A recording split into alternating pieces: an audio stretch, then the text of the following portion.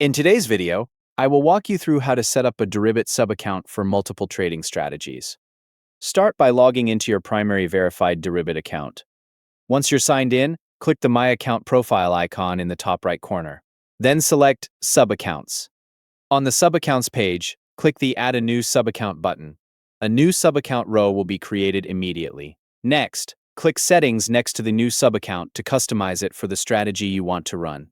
Change the alias by entering a name that matches the strategy assigned to that account. Then choose the margin and collateral model you want to use for that specific sub-account. You can also adjust the available trading products by restricting the instrument types that the sub-account is allowed to trade. After configuring the settings, fund the sub-account. While you're logged into your main account, go to the Transfer tab. Set the destination menu to sub-account, then select the target sub-account using its alias. Choose the asset you want to transfer, such as BTC, ETH, or USDC, and enter the amount you want to allocate. When everything looks correct, click Transfer to complete the transfer.